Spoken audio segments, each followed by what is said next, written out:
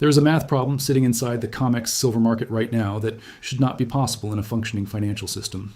225 million ounces of silver drained in 12 months, 76 million ounces of registered physical silver available for delivery, 575 million ounces of paper claims outstanding against that silver. A coverage ratio of 13.4%, 7.5 paper claims for every single ounce of real deliverable metal. That is not a rounding error. That is not a temporary imbalance that fixes itself in a few trading sessions. That is a structural breakdown between paper promises and physical reality that has been building for 6 consecutive years and has now reached a level of severity that the United States government's own commodity regulator publicly acknowledged in a congressional hearing. This is the math, and the math is broken. Stay with me, because in the next few minutes, I'm going to show you exactly how we got here, exactly why it keeps getting worse, and exactly what broken math of this magnitude has meant for silver prices every single time in modern market history. Let me start with the most important and most misunderstood distinction in the entire COMEX data ecosystem, the difference between eligible silver and registered silver, because getting this wrong produces completely incorrect conclusions about how serious the situation actually is. Total silver in COMEX approved vaults is divided into 2 categories.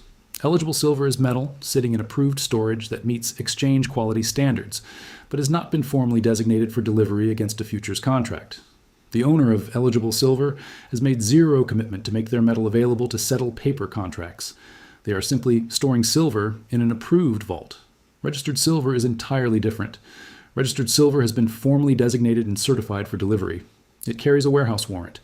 It is the only silver in the entire COMEX system that can actually be used to fulfill a delivery obligation when a long holder of a futures contract decides to stand for physical delivery rather than rolling their position forward. When serious analysts assess whether the paper silver market is genuinely backed by real metal, they are looking at one number and one number only: registered silver, 76 million ounces, against 575 million ounces of paper claims. That is the number that tells the truth about this market right now. If you are finding this level of structural market analysis valuable, please hit that like button and subscribe to this channel right now, because this is what we build every single week for this community, and we are just getting started. Now, let's put the 225 million ounce drainage figure in its complete context, because understanding what is driving it is essential for understanding why this situation is structural rather than temporary. Every year for 6 consecutive years, the global silver market has consumed more silver than it has produced. Mine supply plus recycling has fallen short of total demand by amounts the Silver Institute has documented across 6 consecutive annual surveys. The 2025 actual deficit was 40.3 million ounces. The 2026 projected deficit, confirmed by the most recent World Silver Survey, is 46.3 million ounces. A widening gap despite silver prices averaging 42% higher in 2025 than the year before. That last point requires complete attention. Silver was dramatically more expensive in 2025, and mine supply still did not respond meaningfully because new silver mines take 5 to 10 years to develop, permit, and commission. The pipeline of new supply needed to close the structural deficit simply does not exist. Since 2021, 762 million ounces have been consumed from above-ground stockpiles to bridge the annual gap between production and demand. 762 million ounces gone. And the registered silver remaining in COMEX vaults, the deliverable buffer between current market functioning and a genuine delivery crisis, stands at 76 million ounces. The math of that comparison is not subtle. The January 2026 episode is the single most important data point for understanding how quickly the current coverage ratio can be stressed, and it should fundamentally change how every silver investor thinks about the 76 million ounce registered inventory. In 1 week in January, 33.45 million ounces were withdrawn from COMEX registered silver inventories. 1 week. 33 million ounces.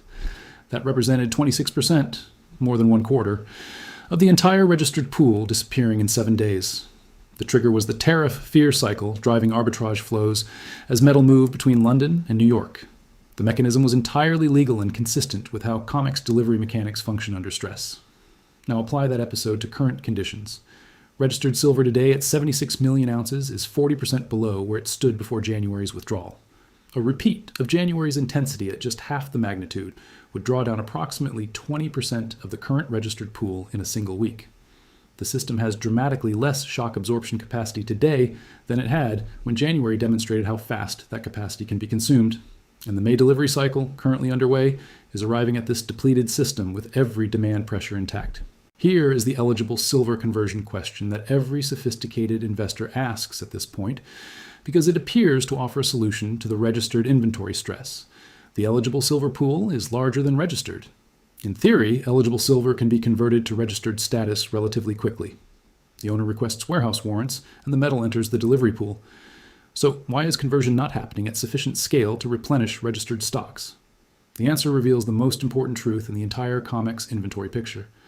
The entities holding eligible silver are not retail investors who misunderstand what they own.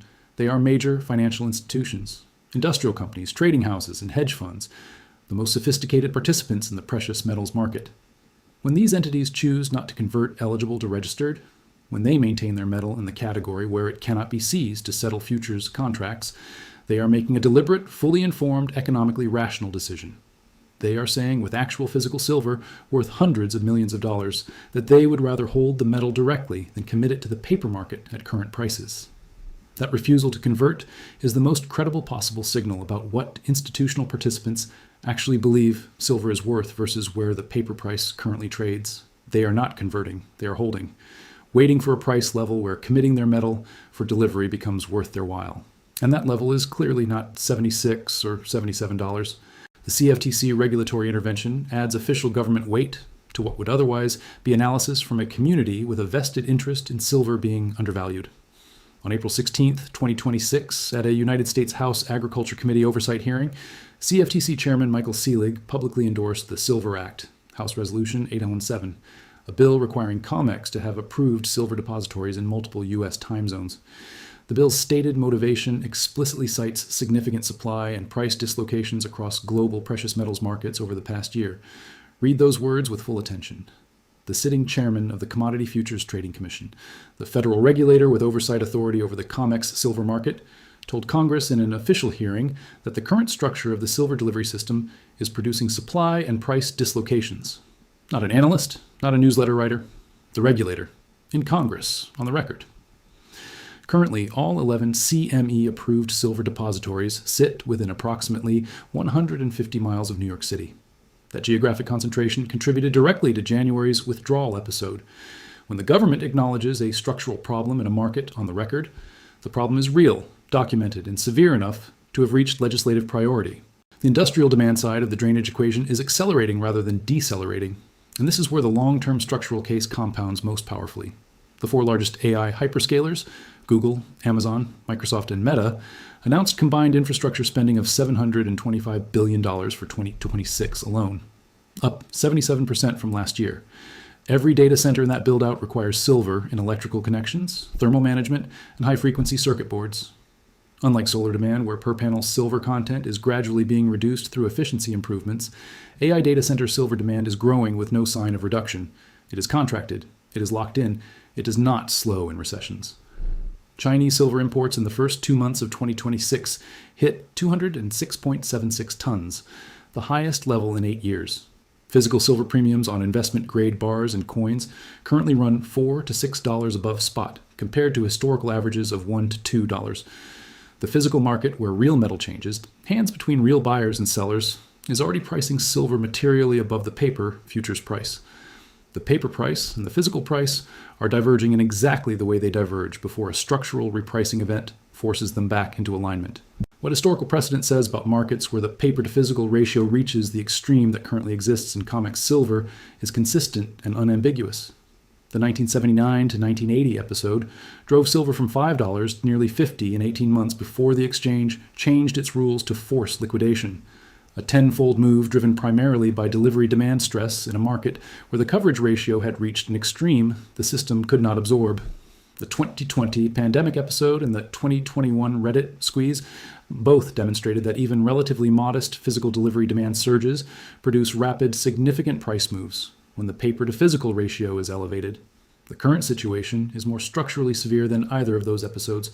6 consecutive annual deficits, 762 million ounces consumed from above-ground stock since 2021, a coverage ratio below the stress threshold for 6 consecutive reporting periods, a CFTC chairman acknowledging structural problems in Congress, eligible holders refusing to convert at current prices, AI and industrial demand locked in and growing. The historical template for how broken math of this severity resolves is consistent across every episode the market has seen. Prices move dramatically higher until either new supply is incentivized at sufficient scale or demand destruction occurs at a level where marginal industrial users begin substituting away from silver. Both resolution mechanisms activate at price levels substantially above current trading ranges. The complete picture is this: 76 million ounces of registered silver, 575 million ounces of paper claims, 225 million ounces drained in 12 months.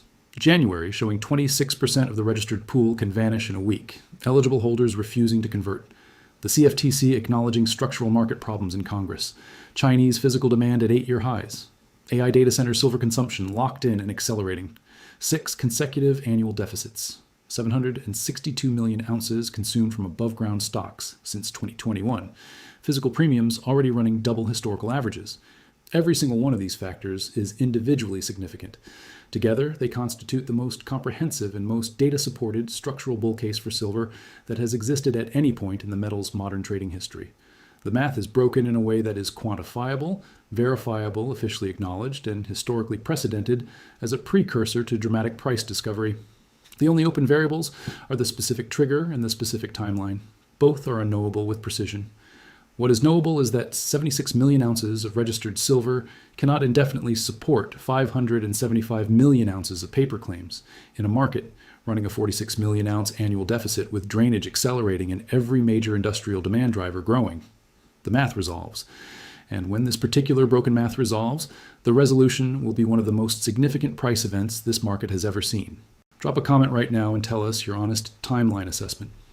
How many more months does a 13.4% coverage ratio hold before the market forces a disorderly resolution?